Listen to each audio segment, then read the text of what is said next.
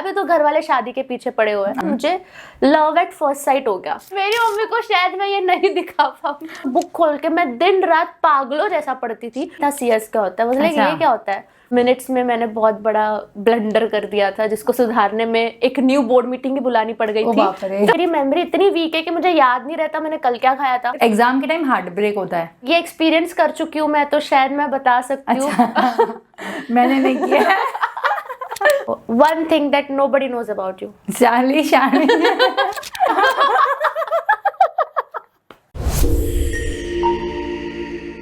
Hi everyone, this is Surbhi Gandhi and welcome to a new episode of Unstoppable with Surbhi। आज का episode बहुत ही special होने वाला है बिकॉज आज के इस वीडियो में एक CA वर्सेस CS का फेस ऑफ होने वाला है। मेरे साथ आज एक ऐसी CS है जिनको CS के तीनों लेवल्स पे रैंक आई हुई है। उसके साथ साथ she is also a lawyer, a public speaker and a content creator. आज के इस वीडियो में हम डिस्कस करने वाले हैं कि CS में क्या क्या अपॉर्चुनिटीज़ है, कितना कॉस्ट है, क्या सैलरी आप एक्सपेक्ट कर सकते हो, क्या स्कोप है CS का। और विद दैट CA के बारे में मैं बताने वाली हूँ आर्टिकलशिप कैसी होती है, सैलरी कितना एक्सपेक्ट कर सकता है एक फ्रेशर। डिस्कशन बहुत ही इंटरेस्टिंग होने वाला है, so make sure that you watch this video till the end. So hi Neha, welcome to another episode of Unstoppable with Surbhi and it is so good to have you and I've seen your content, I've seen your journey and I was so excited. Yeah, thank you so much Surbhi. Like I feel very happy कि हम सब creators मिल पाते हैं इस podcast के through and बच्चों को guide कर पाते हैं और doing a wonderful job. I am honored to be with you. Thank you so much. So Neha, tell us more about your early childhood and your professional journey. So Surbhi यार, I was the youngest one. I am the youngest one in my house. तो मेरे को बहुत लाड प्यार से रखा गया है एंड मेरे एक सिस्टर और एक ब्रदर भी है। दोनों ही पढ़ाई में बहुत अच्छे थे। Okay. तो मतलब अल्टीमेटली मैं भी पढ़ाई में अच्छी हो गई क्योंकि मैं उन्हीं को देखते आ रही हूँ कि वो लोग दिन भर पढ़ते रहते थे, अपना सब काम अच्छे से करते थे। वही देख के मैं बड़ी हुई। It's like charity begins at home. तो इसी तरीके से मेरा पढ़ाई में इंटरेस्ट बचपन से डेवलप हो गया। बट बीच में क्या हुआ था कि थोड़ा मेरा ध्यान भटक गया था। हम टीनेज जैसे करते हैं तो फिर फोमो वगैरह उस टाइम पे भी होता था कि यार मेरे दोस्त घूम रहे हैं, मैं क्या करूँ। तो थोड़ा ध्यान भटका था बट वो वापस आ गया था। फिर जैसे मैंने CS एनरोल किया, वापस से मैं पढ़ने लगी एंड मेरे को अच्छे से मैं CS क्लियर भी हो गई थी। उसके बाद अगर मैं मेरे प्रोफेशनल लाइफ की बात करूँ तो CS करते टाइम पे आई वाज लाइक कि यार मुझे तो जॉब करना है क्योंकि मैंने वो सूट्स करके सीरीज नेटफ्लिक्स पे करेक्ट। तो वो देख के मुझे ऐसा हो गया हाँ अब तो मेरे को जॉब करना है, जॉब में ही मजा आएगी। लाइक कोरियन ड्रामास भी बहुत देखे मैंने, तो जॉब करने का था। उसके बाद डेफिनेटली क्लियर हो गई। इंटर्नशिप हमें करनी पड़ती है। उस टाइम पे मेरी 12 मंथ्स की थी बट अभी इट्स 21 मंथ्स। तो इंटर्नशिप के लिए मैंने अप्लाई करा। फिर टाटा कैपिटल में मैंने इंटर्नशिप करी। उसके बाद इंस्टेंटली मैंने ब्लू जेट हेल्थ केयर, एक फार्मा कंपनी है, वहाँ पे मैंने जॉब करा एज एन सीनियर अभी तो मेरा सीनियर एग्जीक्यूटिव का पोजीशन था। जब ज्वाइन करा था तब I was just an executive. वहाँ पे I stayed for 2.5 years I think, 2.5 to 3 years। And then उसके बाद I move to JSW group जहाँ पे I was assistant company secretary. And अभी की अगर मैं बात करूँ तो I always wanted to do something for students जो हमारे व्यूअर्स है। तो मैं एक रैंकर्स वेव करके वेबसाइट है जो मैंने अभी लॉन्च करी है। Congratulations, thank you so much. It is only for students कि उसमें हम बच्चों के ऑनलाइन टेस्ट सीरीज वगैरह लेते हैं, मेंटोरशिप देते हैं। So this is how my professional journey. Wow. So इसके बारे में और डिटेल में बात करेंगे as we proceed. But I want to start कि आपने CS करने का कब सोचा और what was your mindset while enrolling into CS? यार टू बी ऑनेस्ट सुरभि, मुझे भी CA ही करना था। लाइक ऐसे मेरे माइंड में था कि CA करेंगे। बट पता नहीं वन फाइन डे मैं बस अपने घर पे चिल कर रही थी एंड मेरी बहन के फ्रेंड्स आ गए। उन्होंने बोला तू क्या करने वाली है। बैक ऑफ द माइंड मुझे था CA करना है बट आई वाज लाइक मैंने सोचा नहीं अब तक। And she told me CS कर ले। मैंने तो सुना भी नहीं था CS क्या होता है। वाज लाइक ये क्या होता है। तो दे वर लाइक कि you don't know this course मतलब इज ग्रोइंग सो फास्ट। अभी CA तो सब करते हैं। Sorry, this is going to be a CA versus CS conversation. तो CA वाले मुझे सपोर्ट करो और CS वाले नेहा को। ऐसे नहीं है, मैं CA को भी इक्वल इम्पोर्टेंस देती हूँ क्योंकि मुझे भी दोनों आई फील बहुत ही हाईली रेप्यूटेड कोर्स है और दोनों इजी नहीं है क्लियर करना। दोनों के अपने अपने चैलेंजेस है। तो मुझे था कि CA सब, वो दीदी ने ऐसा मुझे पोर्ट्रे कर दिया कि CA तो सब कर रहे हैं, कुछ और कर यार तू। तो मैंने बोला अच्छा बात तो सही है। तो मैंने पूरा फिर सिलेबस छान मारा सीएस का कैसा, मुझे लव एट फर्स्ट साइट हो गया सीएस के सिलेबस के साथ, इतना अच्छा लग गया। मैंने बोला वाओ ये बुक्स तो मुझे अच्छी लग रही है, लॉ है, थियोरी है। एंड देन फिर मेरी जर्नी 12th के बाद स्टार्ट हो गई। मैंने एक अच्छी सी कोचिंग ली एंड बस पढ़ते गए पढ़ते गए और पढ़ते गए तो ऐसे बोल रहे हो जैसे बस पढ़ते गए। भाई रैंक आई है तीनों लेवल पे। थैंक यू यार। वो तो उस बारे में मुझे थोड़ा सा बात करना है कि आपको सीएस के तीनों लेवल में, वो बस गलती ये हो रही कि मैं बार बार सीए ना बोल दूं। तो होता है। आपको सीए के तीनों, देखो हो गया। ठीक है, मैं भावना समझ जाऊंगी आपके। मैं अगर गलती से सीए बोल दूं ना तो आप समझ जाना सीएस है। तो आपको सीएस के तीनों लेवल्स पे रैंक आई है। तो और रैंक आने के बाद भी आपने बोला कि आप यू चोज कि आपको खुद का कुछ करना है या फिर आप कॉर्पोरेट जो टिपिकल सीएस काम करता है वो नहीं है। तो रैंक लाने के बाद भी बच्चा सोचता है कि यार कॉर्पोरेट्स में जाएंगे, आपने कहा कि मेरे को यही था कि जॉब ही करनी है। So how did you shift किया, नहीं कुछ और करना है रैंक लाने के बाद भी? यार ये बहुत अच्छा क्वेश्चन पूछा मुझे आपने, क्योंकि a lot of students are there जिनको ऐसा लगता होगा, काफी प्रोफेशनल्स भी है जो ऐसा सोचते हैं कि यार ये अपनी डिग्री वेस्ट कर रही है, मतलब रैंक आई हुई है क्या कर रही है। बट टू बी ऑनेस्ट मेरा जो पैशन है वो है, लाइक मेरे को जॉब करना पसंद है, ये सारी चीजें तो है। बट जो सेटिस्फेक्शन मुझे मिलती है वो सेटिस्फेक्शन मेरे को बच्चों से बात करके, बच्चों को गाइड करके ही मिलती है। नाउ मैं इस फीलिंग को कैसे एक्सप्रेस करूं मुझे नहीं पता, बट कोविड का टाइम था, काफ़ी लोगों के लिए वो ब्लेसिंग थी, काफ़ी लोगों के लिए इट वॉज कर्स, बट मेरे लिए इट वॉज अ ब्लेसिंग, क्योंकि उस टाइम पे मैंने मेरा कंटेंट क्रिएशन स्टार्ट करा। बोर हो रही थी घर पे तो क्या करती, एंड जैसे ही मैंने यूट्यूब पे एक वीडियो डाली, टू बी ऑनेस्ट मुझे पता भी नहीं था कि यूट्यूब एक करियर भी बन सकता है या फिर यूट्यूब से आप इतना सारा कुछ अर्न बता रही हूँ। यूट्यूबर्स ज्यादा कमाते हैं जॉब से। ये बच्चा सोचता है ना रैंक लाई तो अभी अच्छी खासी जॉब भी मिल जाएगी, अच्छी खासी सैलरी मिल जाएगी, स्कोप सीएस बनो, यूट्यूबर बनो, यूट्यूब। बोलो कंटिन्यू। स्कोप बिल्कुल सब चीज में है, बट मैंने इंटेंशन कभी ये नहीं था कि मुझे यूट्यूब से कुछ अर्न करना है या फिर मुझे यूट्यूब से करियर बनाना है, ये बिल्कुल इंटेंशन नहीं था। मैं बस बच्चों को गाइड कर रही थी, क्योंकि वेस्ट मतलब बहुत टाइम वेस्ट हो रहा था मेरा, लाइक घर पे बैठे बैठे क्या करूँ। तो ये एक ऐसी एक्टिविटी थी जिससे मैं अपने आप को थोड़ा सेटिस्फाइड रख पा रही थी। बट ये एक्टिविटी में मुझे इतना मजा आने लग गया और फिर मैंने देखा कि यार बच्चों को कितना डाउट है। यार वी वर लकी कि हमें अच्छी कोचिंग मिल गई, हम फिजिकल क्लासेस जा पाए, हमारे टाइम पे राइट गाइडेंस हो गई। बट इस टाइम पर बच्चों को राइट गाइडेंस बहुत मुश्किल से मिल पाती है। जो एक गांव में पढ़ रहा है बच्चा, उसको कौन गाइड करेगा, ऑनलाइन वो कितना सीखेगा। तो उनको इतने doubts, and I was so shock कि इतने, मतलब उन लोगों को ये भी नहीं पता था कि मॉड्यूल्स क्या होते हैं, उनको ये भी नहीं पता कि स्कैनर्स क्या होते हैं, उनको ये भी नहीं पता कि पास्ट ईयर पेपर्स कहाँ मिलते हैं, ये सारे common doubts. I was like कि यार ये तो गलत बात है, मतलब मुझे कुछ तो करना चाहिए। तो मैंने वीडियोस बनाने स्टार्ट रखे एंड मैं इस जर्नी में कंटिन्यू रही। बट जो बच्चों का मुझे सपोर्ट मिला दैट वाज समथिंग इररिप्लेसेबल, जो मुझे कोई और काम से कभी सेटिस्फेक्शन नहीं मिलता, वो मुझे ये काम से मिलता है। तो ये तो मैं हमेशा मरते दम तक करूंगी। Awesome, that is a great thing कि CS बनने के बाद भी और guiding so many students and I can see कि बहुत सारे लोग आपका कंटेंट देखते हैं, आपसे गाइडेंस लेते हैं, स्पेशली जो आपकी ऑडियंस है CS वाली। इनफैक्ट मेरे साथ भी ऐसे ही हुआ था कि मैं CA बन गई थी और वो एक दो वीडियो जब तुम डालते हो और ऐसा लगता है कि यार इतने सारे कॉमेंट्स, मैंने एक लिंक्डइन पे पोस्ट डाली थी और लोग बोल रहे थे कि CA के साथ साथ ये सब कैसे किया, तो तुम्हें और मन करता है कि यार अब तुम्हें पता भी नहीं कि तुम्हारे वर्ड्स किसको इम्पैक्ट कर रहे हैं, कितना शायद किसी की लाइफ में चेंज कर सकते हैं। लोग बड़े बड़े पैराग्राफ्स लिख के भेजते हैं कि यार ऐसे हेल्प किया उनको, वो हेल्प किया। So that is a great thing and that is a great vision. I wish you all the best. बहुत ऐसे ही सबका प्यार मिलता रहे हमेशा। 3 ऐसी टिप्स दो जिससे किसी को भी CS में कंफर्म रैंक आ सकता है। अच्छा ओके, तो वैसे तो सुरभि मैं मेरे चैनल पे बताती ही रहती हूँ कि रैंक्स कैसे लानी, और मैंने ऑल इंडिया रैंक करके ना एक सीरीज भी स्टार्ट करा था मेरे यूट्यूब पर। बट 3 ऐसी कंफर्म्ड में अगर टिप्स तो जिससे बच्चों को रैंक आ ही जाएगी, तो वो सबसे पहले तो ये रहेगी कि there is a method called recall method.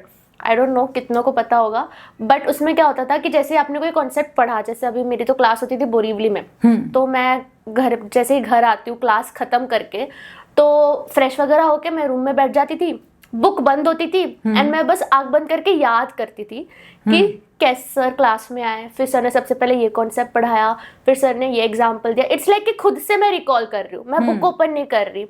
और इस चीज़ ने इतनी हेल्प करी कि मैं बता नहीं सकती। मेरी मेमोरी इतनी वीक है कि मुझे याद नहीं रहता मैंने कल क्या खाया था। इतनी वीक मेमोरी है मेरी, मुझे किसी के नाम याद नहीं रहते।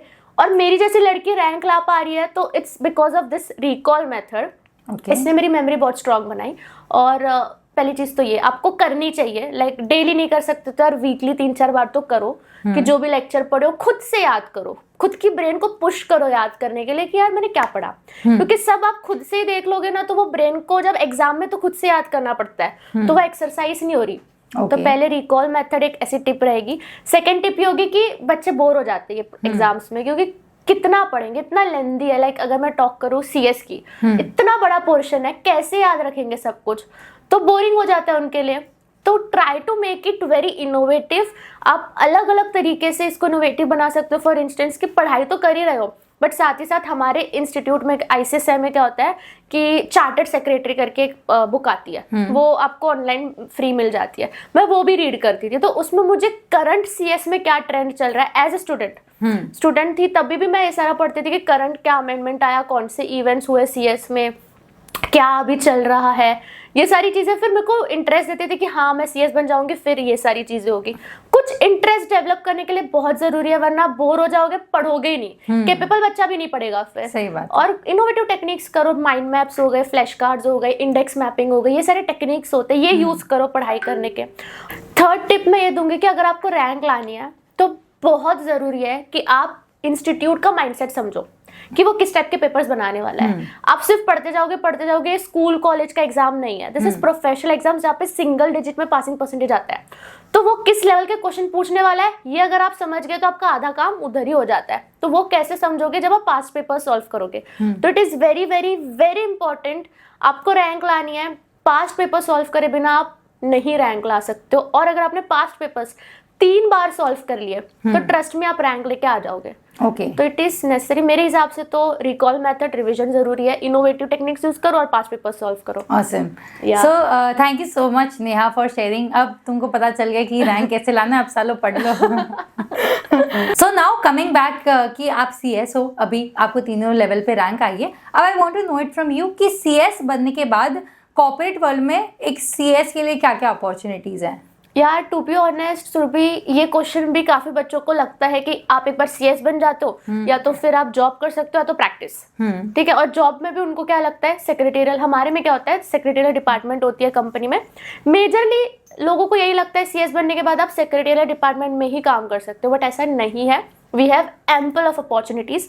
CS बनने के बाद आप secretarial department, compliance department, legal department, ये तीनों डिपार्टमेंट में तो काम कर ही सकते हो। But you can also work as a corporate advisor. जैसे कैपिटल ट्रांजैक्शंस होते हैं, काफ़ी बोनस हो गया हमारा, अमालगमेशन, मर्जर, इसमें we can work as an advisor. Plus अभी एक बहुत अमेजिंग स्कोप चल रहा है रिस्क मैनेजमेंट का, जहाँ पे CS का बहुत अच्छा रोल होता है। तो रिस्क मैनेजमेंट में भी हम डिपार्टमेंट में काम कर सकते हैं। CSR एंड सस्टेनेबिलिटी, ये भी एक हमारा फील्ड होता है काम का। ये तो हमें एक ऑप्शनल सब्जेक्ट भी है फाइनल में। तो you can work in CSR and sustainability. तो अभी it's like booming, sustainability, ESG जो आपको बहुत मैंडेटरी है, तो दैट स्पीक्स अबाउट सस्टेनेबिलिटी। तो वो बहुत बूम हो रहा है अभी, हम वहाँ पे भी काम कर सकते हैं। मैंने रिस्क मैनेजमेंट बताया, CSR बताया, कॉर्पोरेट एडवाइजर बताया। Plus we can also work in big fours. CS also work in big fours. आप इंटर्नशिप भी वहाँ से कर सकते हो। उसके बाद अगर कॉर्पोरेट में बात करें तो आप government companies, PSUs, government bodies like MCA, ROC, SEBI, BSc, NSC, ये सब जगह काम कर सकते हैं। सबको CS की जरूरत है। सबको लिटरली सर भी, लाइक हमने मेरी कंपनी ने, लाइक जहाँ पे मैं काम करती थी, ब्लू जेट, उसका IPO आया था। तो IPO में तो we need a lot of consultants. Merchant banking हो जाते हैं, इन्वेस्टमेंट बैंकर्स हो जाते हैं, लॉयर्स हो जाते हैं, BSc, NSC का सपोर्ट। आप बस एक डिपार्टमेंट बताओ जहाँ पे हमने CS से बात नहीं की हो। हर जगह पे इन्वेस्टमेंट बैंकर्स हो, मर्चेंट बैंकर्स हो, लॉयर्स हो, SEBI, NSC, ROC, सबसे हमने CS से ही बात की है। तो हर जगह CS है। जहाँ लॉ है वहाँ CS है। तो it's like ample of opportunities. ये तो मैंने कम बताई, बट आप देखोगे तो a lot of opportunities are there for CS. Awesome. और CA के लिए अगर अपॉर्चुनिटीज की बात की जाए तो जब एक बच्चा CA बन जाता है उसके बाद उसके पास 3-4 कन्वेंशनल ऑप्शंस होते हैं। सबसे पहले तो वो जॉब में जा सकता है, किसी के अंडर, किसी कंपनी के अंडर जॉब कर सकता है, और उसमें अलग अलग फील्ड होती है, अलग अलग डिपार्टमेंट होते हैं, audit, taxation, GST, consultancy, management consultancy, अलग अलग डिपार्टमेंट सेलेक्ट कर सकता है। So one is job, second is खुद की प्रैक्टिस स्टार्ट करना, CS की खुद की प्रैक्टिस स्टार्ट करना, जैसे जो सर्विसेज है, ऑडिटिंग सर्विसेज या टैक्स फाइलिंग या रिटर्न फाइलिंग या GST रिटर्न फाइल करना, वो या कंसल्टेंसी, अगेन तो खुद से कुछ स्टार्ट करना और खुद की प्रैक्टिस स्टार्ट करना। And the third thing is also I feel कि लॉट ऑफ CA करने के बाद बिजनेस में आ जाते हैं, स्टार्टअप में आ जाते हैं, बिकॉज ना उनको पैसे की बहुत नॉलेज हो जाती है कि मतलब प्रॉफिट कितना, सेल्स कितना, कॉस्ट कटिंग किधर होनी चाहिए। तो यूजुअली तो ये 3 चीज होती है, जॉब, प्रैक्टिस और खुद की बिजनेस या entrepreneurship, startup. I would want to know it from you कि जैसे CS में इंटर्नशिप करनी पड़ती है तो कितने साल की होती है और मिनिमम स्टाइपेंड कितना एक्सपेक्ट कर सकता है स्टूडेंट? ओके, सो देखो हमारे में इंटर्नशिप एक सही है कि CA में कैसा होता है, आपको इंटर के बाद करनी पड़ती है। हमारे में ऐसा मैंडेटरी नहीं है, हम एग्जीक्यूटिव के बाद भी कर सकते हैं, प्रोफेशनल के बाद भी कर सकते हैं, एंड इट्स ऑफ 21 मंथ्स। पहले it was of 12 months, but अब 21 महीने की हो गई है, तो ऑलमोस्ट 2 साल का इंटर्नशिप है। या तो आप एग्जीक्यूटिव के बाद करो या तो आप प्रोफेशनल के बाद करो, दोनों के बाद आपको 21 महीने की ही करनी है। स्टाइपेंड की बात करूँ तो इट एक्चुअली वेरीज, डिपेंड करता है आप फर्म में जा रहे हो। बट एवरेज जैसे कितना होता है वो बता दो।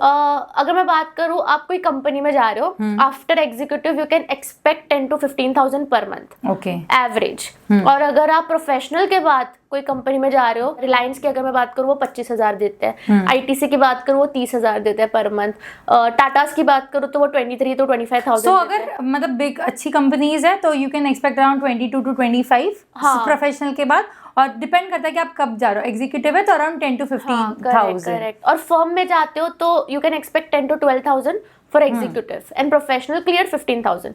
ऑन एन एवरेज 15,000 इतना तो मिल ही जाता है। Okay, yes. सो और 2 साल की इंटर्नशिप। करेक्ट। तो यहाँ पे CA में ऐसा होता है कि CA में मेरे टाइम पे it was 3 years of articleship. I think अभी उसका ड्यूरेशन रिड्यूस होकर 2 years हो गया है।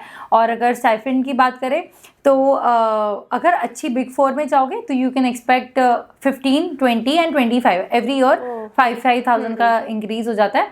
तो around I would say big 4 में 17 to 20,000, एंड अगर कोई मिड साइज फर्म लोगे तो 6 to 8,000 डिपेंडिंग अपॉन आप कौन सी मिड साइज फर्म में हो। और यहाँ पे एक्सपोजर की बात करें तो आपको अलग अलग फील्ड में एक्सपोजर मिलता है, जैसे ऑडिट, टैक्स, GST।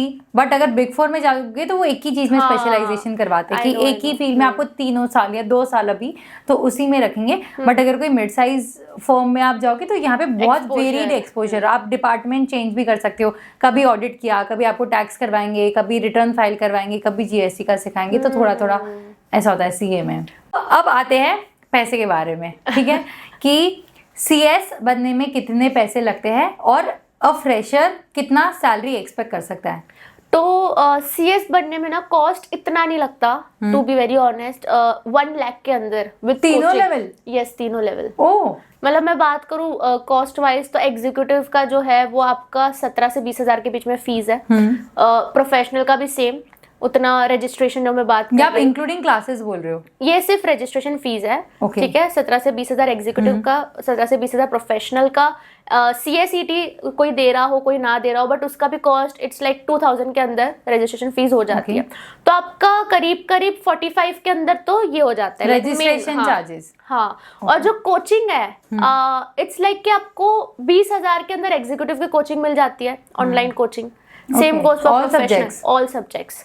अभी ऐसा हो रहा है हमारे में कि आपको 20-25,000 ऑनलाइन कोचिंग मिल जाती है। तो आप ही फिर अंदाजा लगा लो कि 1 लाख के अंदर आराम से बंदा CS बन सकता है with good coaching. Oh, so that is very economical. Very economical. And what is the salary a fresher CS can expect?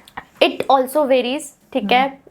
यहाँ पे एक्चुअली बहुत वेरी करता है। लाइक अगर आप कोई अच्छे कंपनी में जाते हो, बिग 4 में जाते हो, तो फ्रेशर को 8 लाख तक मिल जाता है, 8 से 10 लाख के बीच में। और अगर आप नॉर्मल में जा रहे हो तो 5 से 6 लाख। और रैंकर? रैंक रैंकर्स का मैंने बताया कि रैंकर्स तो जनरली अगर कोई होगा तो वो बिग फोर्स या फिर टाटा या कोई ऐसी कंपनी में जाएगा। तो ऑन एन एवरेज बता रही हूँ कि 8 से 10 लाख रुपए एज अ फ्रेशर। उसके बाद जो स्पीड में बढ़ता है पे बहुत बढ़ता है। इट्स लाइक कि स्टार्टिंग आपको थोड़ा सा मिनिमल मिल सकता है but then it grows very rapidly. Depends कि आप एक ही फर्म में टिके मतलब ये रहो तो ग्रोथ भी आपको मिलेगी बहुत। और सीए का अगर मैं बताऊं तो एक सीए 3 to 3.5 लाख में बन जाता है। उसमें से आई वुड से कि अराउंड 60,000 कुछ रजिस्ट्रेशन चार्जेस और उसके बाद की जो ऊपर के है वो कोचिंग की है। डिपेंड्स कि आप कहाँ से कोचिंग ले रहे हो। आजकल इनफैक्ट बहुत सारे ऑनलाइन क्लासेस आ गए तो उनका कोचिंग का जो कॉस्ट है वो बहुत कम हो गया है। बट स्टिल अगर फाउंडेशन की बात करूँ तो 30 तक हो जाता है और इंटर की बात करें तो 50 में आ जाता है ऑल सब्जेक्ट्स। और उसके बाद फाइनल की बात करूँ तो 70, 75, 80। बट आई फील कि आजकल बहुत सारे प्रोफेशनल्स ने कम कर दिए बिकॉज ऑफलाइन अब तो चलते ही नहीं बहुत कम एंड ऑनलाइन में। तो एक सीए अगर आप बनना चाहते हो तो अराउंड 3 to 3.5 लाख में हो जाता है। अगर सैलरी की बात करें तो an average CA can expect around 8 to 10 lakh. But अगर वो और अच्छी फर्म में जाए तो 15 लाख, 17 लाख और अगर उसको रैंक आए तो 35 लाख। सो रैंकर को यहाँ पे अच्छा ये होता है, अपॉर्चुनिटीज मिलती है, कौन सी फर्म इंडस्ट्रीज होती है तो that is 35 lakh. Also Surabhi मुझे काफी लोग पूछते हैं आपने सीए क्यों नहीं किया, सीएस क्यों किया। तो मुझे एक सीए से पूछना है कि आपने क्यों सीएस नहीं सिलेक्ट किया एंड सीए सिलेक्ट किया। ओके तो फर्स्ट थिंग तो ऐसा था कि सीए मुझे लगता था कि इसमें कॉम्बिनेशन ऑफ बोथ है, प्रैक्टिकल सब्जेक्ट्स भी है और थ्योरी सब्जेक्ट्स भी है। और जहाँ तक मैंने सुना था सीएस के बारे में तो मुझे किसी ने बताया कि बहुत थ्योरी बहुत है, मतलब रटना पड़ता है, बहुत सारा थियोरेटिकल नॉलेज है। तो मुझे I wanted a combination of both. तो सीए में जैसे सब्जेक्ट्स होते हैं, अकाउंट्स है, एसएफएम है और ये सब में प्रैक्टिकल सब्जेक्ट्स भी आ जाते हैं। तो एक ये रीज़न था। सेकेंड रीज़न ये था कि I don't know, no offense to anyone, no offense to any CS, I have all the respect, but I feel कि सीए का थोड़ा सा ज़्यादा कॉम्पिटिटिव वर्ल्ड है, कंपटीशन ज़्यादा है compare to, correct me if I am wrong, CS से। And ऐसा होता है कि आई थिंक सैलरी में भी थोड़ा डिफरेंस रहता है कि यू नो सीए का कंपेरेटिवली ज़्यादा रहता है और सीएस का कंपेरेटिवली शायद आई फील तो वो जो कंपटीशन की आपने बात करी तो वो तो हमें पता ही है। लाइक पता नहीं बच्चों को पता है कि नहीं कि सीए का फिर भी डबल डिजिट में आ जाता है, हमारा सिंगल डिजिट में पासिंग परसेंटेज। तो पासिंग परसेंटेज कितना रहता है सीएस का? Single digit. इट्स लाइक अगर आप दोनों ग्रुप करना चाह रहे हो तो सिंगल डिजिट से ज्यादा आना ही नहीं है। और स्ट्रिक्ट चेकिंग होती है बिकॉज दे वांट कि बहुत प्रोफेशनल सी सीएस बने। बट और ये भी बात है कि 25 रैंक्स आते हैं हमारे में, only 25 ranks all India ranks. उसमें से भी एक अटेम्प्ट ऐसा था जिसमें सिर्फ आई थिंक 10 से 12 ही रैंक आए थे क्योंकि उसकी भी क्राइटेरिया होती है, वो बच्चे कर ही नहीं पाए तो 10 से 12 ही रैंक आई थी। तो कॉम्पिटिटिवनेस मतलब इट्स लाइक कि सिंगल डिजिट है पासिंग परसेंटेज। एंड जो आपने सैलरी की बात करी, कॉस्ट भी हमारा कम है करने का, तो इट्स लाइक कि इट इज इकोनॉमिकल। तो थोड़ा सा आई थिंक सैलरी में भी, बट यस कहीं भी फिर वो भले सीए हो या सीएस हो, I think at the end growth depends कि आप कितना मतलब यू नो रेडी हो to improve yourself to give your best आपके काम में। तो उससे तो भाई दोनों जगह रेस पक्की है। एंड जैसे अगर पासिंग परसेंटेज की बात करें तो हमारा पासिंग परसेंटेज आईसीआई के मोड पे डिपेंडेंट रहता है।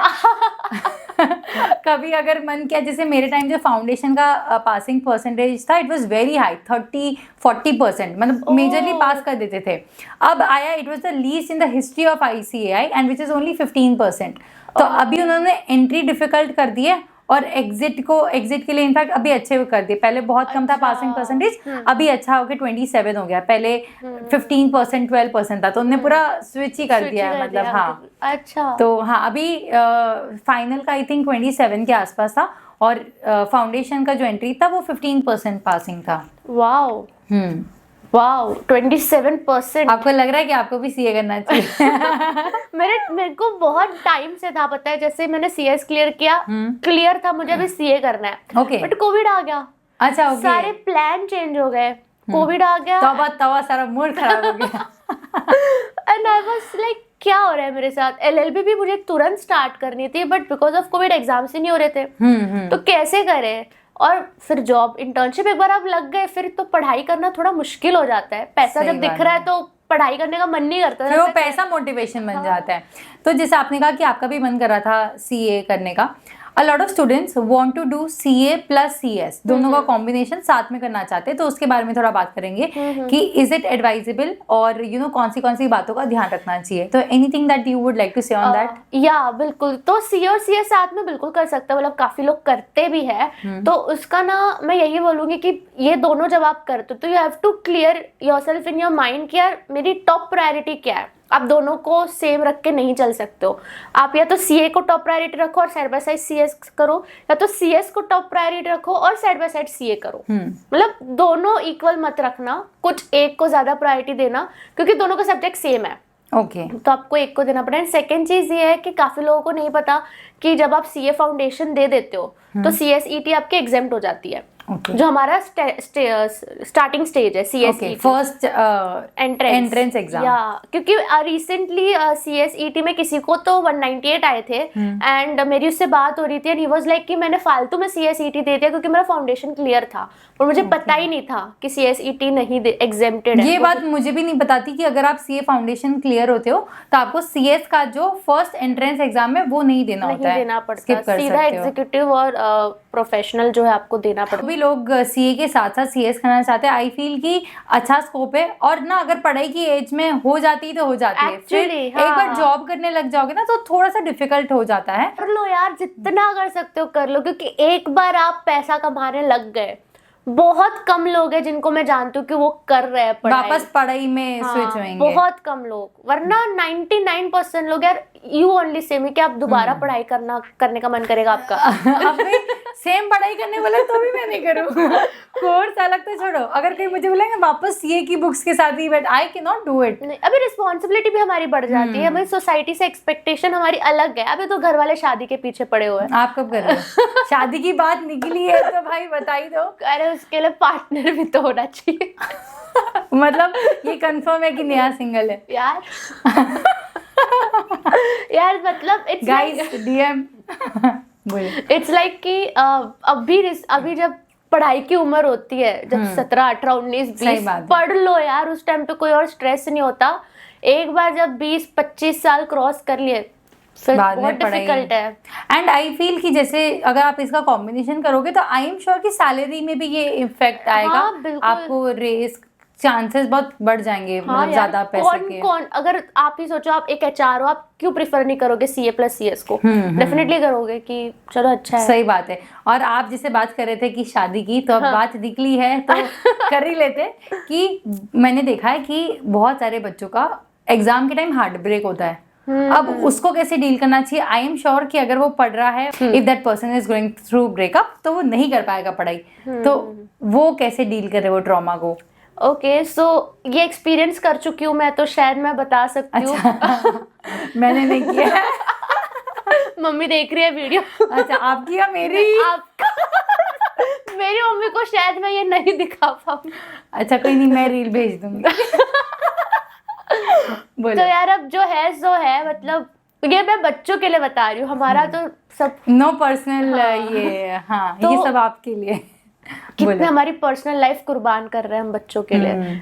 ये बहुत सीरियस मैटर है यार कि आपका एग्जाम के टाइम पे ब्रेकअप हो जाता है, बट आई थिंक इसको आप जो छोड़ के गया वो गया, अब उसमें क्या कर सकते हो? आपकी जो एज निकल गई है वो तो वापस कभी नहीं आएगी, बट अगर एक बार आपके पास डिग्री आ गई तो शायद वो आ जाए वापस। अच्छा। बिल्कुल हो सकता है ऐसा, क्योंकि मेरे साथ हुआ था ऐसा।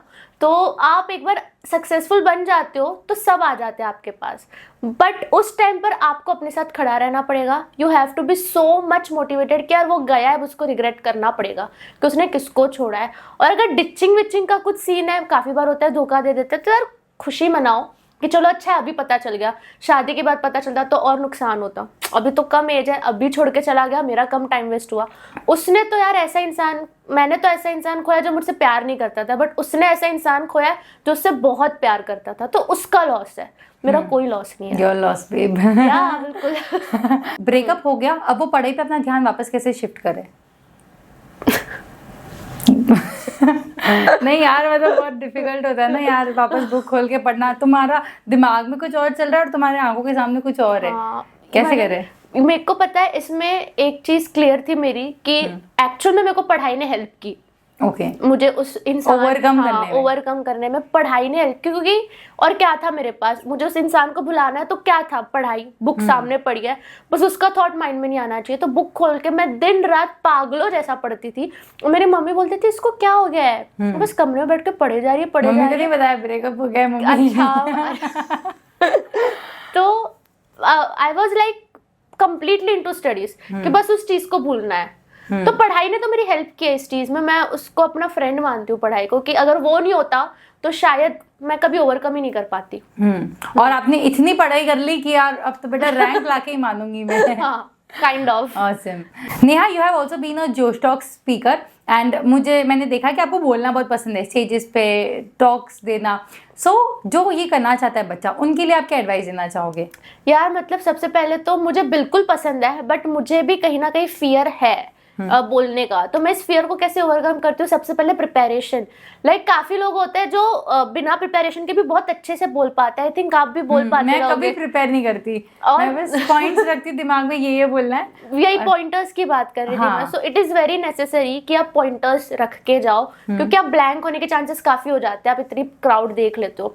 पब्लिक स्पीकिंग में you have to speak with yourself in mirror कि मैं किस पॉइंट्स के बारे में बोलूंगी। एंड सेकेंड चीज ये है पब्लिक स्पीकिंग में, आई थिंक कि कम्युनिकेट करना बहुत जरूरी है। आप सिर्फ खुद बोलते जाओगे और क्राउड कुछ भी नहीं सुनेगा। एंगेज करना। हाँ, you have to add questions और you have to add games. कुछ तो जो एज है उस एज के साथ घुल मिल जाओ। बच्चों हो तो बच्चों जैसा बनो, बड़ों को स्पीच दे रहे हो, बड़ों जैसा बनो। इट्स लाइक यू वैसा करना है आपको। एंड थर्ड इज कि कभी कभी क्या होता है ना, काफी पब्लिक स्पीकिंग में कोई गेस्ट ऐसा कुछ हो जाता है जो आपसे कुछ भी क्वेश्चन पूछ लेता है एंड आपको शायद उस क्वेश्चन का आंसर ना आए या फिर कुछ और हो, तो उस टाइम पे you have to prepare yourself beforehand कि ऐसा कुछ हो तो मैं कैसे रिएक्ट करूंगी या फिर मैं कैसे बात करूंगी। ये सारी चीजें मैं ध्यान रखती थी जब मैं स्पीच देने जाती हूँ। मैं उसको बोलती हूँ बेटा तू ना बाद में मिल मेरे को, सेशन के बाद में मिल बेटा, अभी क्या क्राउड है, सब नहीं जानना चाहते, तू जानना चाहता है ना, देखो अलग से बताऊंगी। यार ये टिप्स तो आपको देने चाहिए सुरभि कि कैसे हम पब्लिक स्पीकिंग इंप्रूव कर सकते हैं। सो आई फील कि जिनको भी पब्लिक स्पीकिंग इंप्रूव करना है, फर्स्ट थिंग इज आपके जो दिमाग में जो फियर है ना उससे ओवरकम कर लो। बिकॉज ये सोचो कि जब भी स्टेज पे जा रहे हो किसी अपने से बात करने जा रहे हो। जब हम किसी अपने से बात करते हैं, कोई फ्रेंड से या फैमिली से, तब हम में जजमेंट का डर नहीं होता है कि यार ये इंसान मुझे जज करेगा या ऐसा। बट इसलिए फिर जब भी मैं स्टेज पे जाती हूँ ना, आई गो कि यार अपनी पब्लिक से बात करें, अपने लोगों से बात करें, तो वो अपनापन आ जाता है। And be very very real and very raw, very authentic stage पे। यार जो भी है अपनी स्टोरी शेयर कर दो, बिकॉज उससे ना एक कनेक्ट बिल्ड होता है। मैं मेरे बारे में कुछ बता रही हूँ तो सामने वाला जो बैठा है उसको ऐसा लगेगा यार कि यार मैं भी तो ऐसे ही हूँ, वो रिलेट कर पाएगा, तो उससे एक अच्छा कनेक्शन बिल्ड हो जाएगा। एंड जो भी करो ना उसको बहुत इंजॉय करो, मतलब be very humorous, be very entertaining. At the same time make sure कि कोई आपके लिए सुनने आया है आपको तो उसका टाइम वेस्ट मत करो। You add value to that person, respect his time, हर टाइम, अपनी ऑडियंस का टाइम रिस्पेक्ट करो एंड मेक श्योर कि कम टाइम में ज़्यादा डिलीवर करने का ट्राई करो, रादर देन कि ज़्यादा टाइम में आप सोचो कि मुझे बहुत सारा बोलना है। कम टॉपिक बोलोगे, कम टाइम में बोलोगे, बट मेक श्योर कि यार अच्छे से बोलो। एंड आई एम श्योर कि everybody will enjoy it. Just make sure keep it entertaining, keep it engaging and be very authentic. Oh got it, next time मैं बिल्कुल ध्यान रखूंगी इन सब चीज़ों का। आप तो of course you are doing great. तो बहुत सारे बच्चे CS करने के बाद कंटेंट क्रिएशन स्टार्ट कर देते हैं, यूट्यूब चैनल खोल देते हैं। So I want to know it from you, आपकी भी कोई सिमिलर जर्नी रही है, तो how did this help you? यार टू बी ऑनेस्ट मेरा कोई प्लान नहीं था कि मैं कंटेंट क्रिएशन करूं, क्योंकि सुरभि आप भी अग्री करोगे कोविड के बाद ये सारी चीजें बहुत हुई है। उसके पहले तक कहाँ कुछ इतना सही है, CS में तो कोई था ही नहीं इन्फ्लुएंसर टाइप।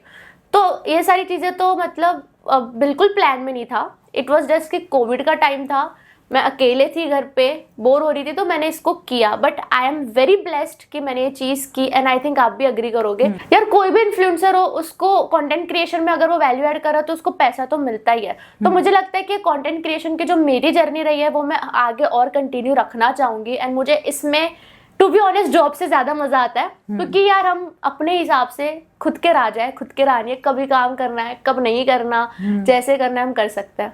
Awesome.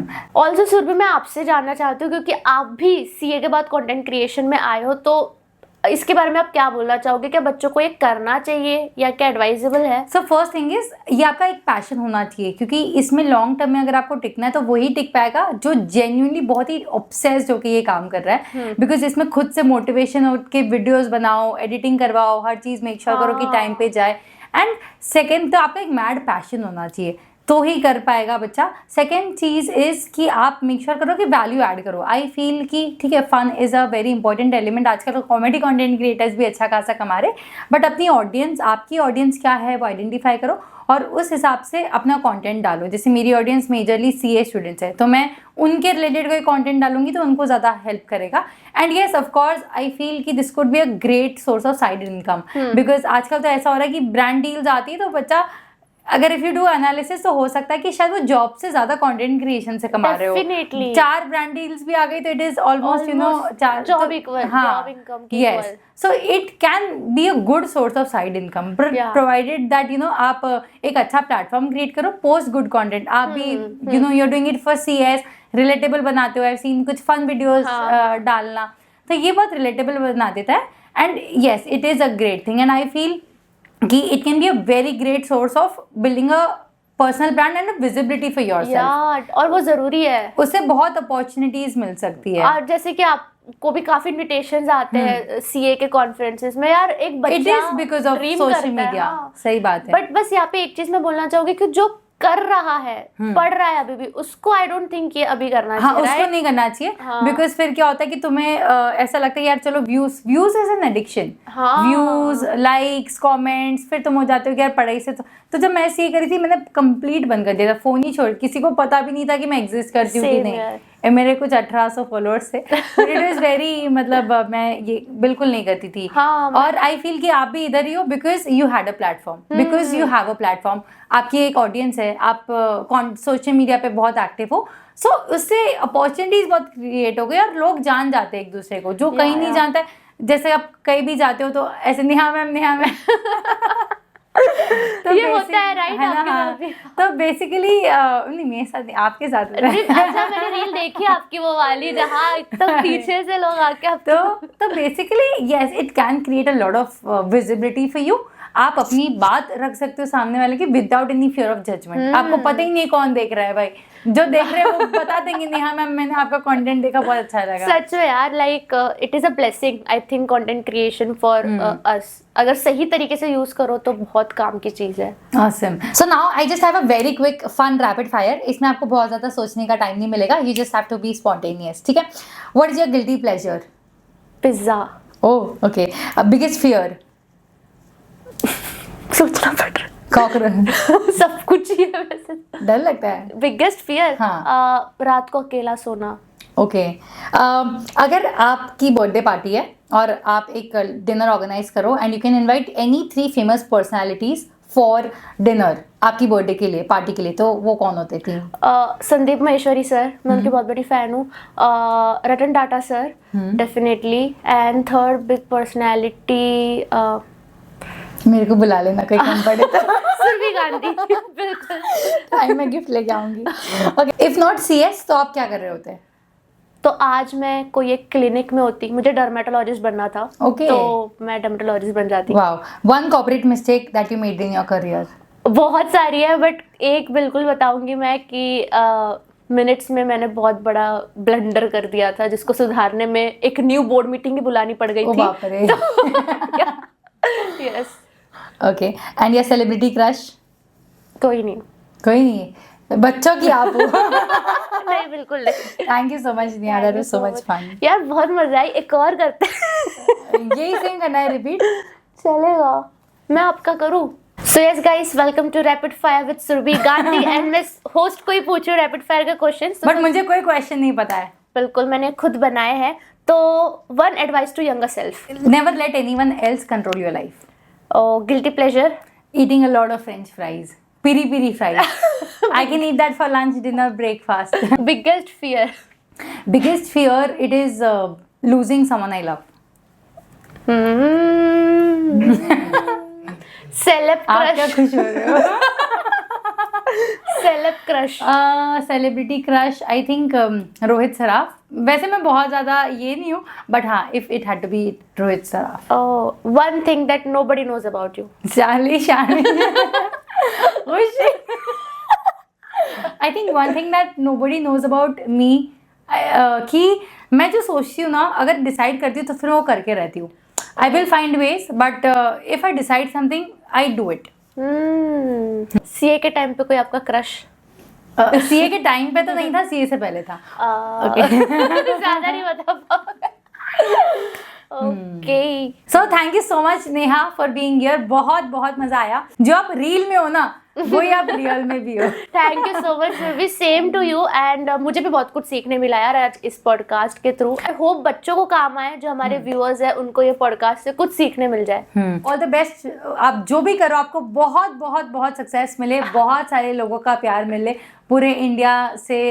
आप गाइड करते रहो सबको, और ऐसे ही हमेशा ग्रो करते रहो। आई एम श्योर आपको दोनों का पर्सपेक्टिव मिल गया होगा, एक सीए का भी और एक सीएस का भी।